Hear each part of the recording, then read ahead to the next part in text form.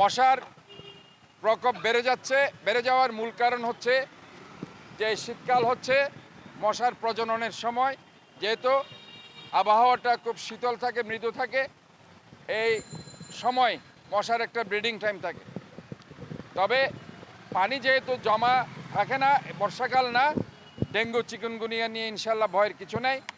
তবে কিউলেক্স মশার ভয় আছে, এরা অসম্ভব জনগণকে ডিসকমফোর্ট ফিল করায়। কাজে আমি মনে করি যে মশক নিধন অভিযানের জন্য আমাদের যে চলমান অভিযান, ক্রাশ অভিযান চলতে থাকবে। আমাদের যে সুপারভাইজার আছে, আমাদের যে ওয়ার্ড সচিব আছে, এলাকাবাসীকে বলতে চাই, যদি কোনো এলাকায় মশার ওষুধ না ছিটে আপনারা তাদের সাথে যোগাযোগ করবেন। যোগাযোগ করার পরও তারা যদি কোনো রেসপন্স না করে, তাদের বিরুদ্ধে আমি শাস্তিগত ব্যবস্থা নিব। এটা আপনাদেরকে আমি বলে দিচ্ছি। তবে আপনারা তাদের সাথে কথা বলবেন, একবার, দুইবার, তিনবার কথা বলবেন। এবং আমি চাই যে প্রত্যেকটা জায়গায় আমার এই অভিযান চলবে। এবং আপনাদেরকে আমি বলছি, একটু ধৈর্য ধরতে হবে। ইনশাআল্লাহ এই চট্টগ্রাম শহরকে আমরা যে একটা clean city, green city, healthy city, safe city করার চিন্তাভাবনা নিয়ে কাজ করছি। ইনশাআল্লাহ আমরা সেটা করে যাব। এবং আমাদের চলমান যে জলাবদ্ধতা প্রকল্পের এই কাজগুলো চলবে, 1600 কিলোমিটার ড্রেন এবং এই যে একটা গার্বেজ স্টেশন, এখানে ছোট্ট ডাস্টবিন দেখছেন, এই জায়গাটা অনেক দিন ধরে এরা দখল করে আছে।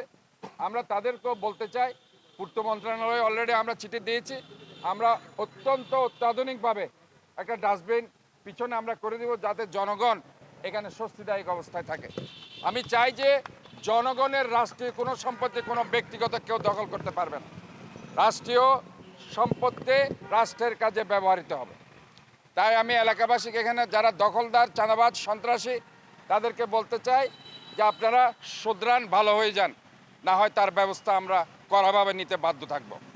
এবং এখানে আমরা করে দিব, এটা আমরা নাসিরাবাদও করব। এরকম 12টা জায়গায় আমরা STS অত্যন্ত অত্যাধুনিকভাবে, যেটা ময়লা জনগণ চোখে দেখবে না, এই ধরনের সিস্টেম আমরা আগাচ্ছি। আমরা ফুটপাতের জন্য অনেক চিন্তা করছি। আমরা চায়নার সাথে আমাদের একটা কথা চলছে, আমরা কিছু আন্ডারগ্রাউন্ড মার্কেটের কথা আমরা বলেছি। ইনশাআল্লাহ সেটাও আমাদের এই শ্রমিকদেরকে পুনর্বাসনের জন্য সে কাজগুলো আমরা করব। ধীরে ধীরে ইনশাআল্লাহ এই চট্টগ্রামকে একটি বাসযোগ্য চট্টগ্রাম আমরা পরিণত করতে চাই।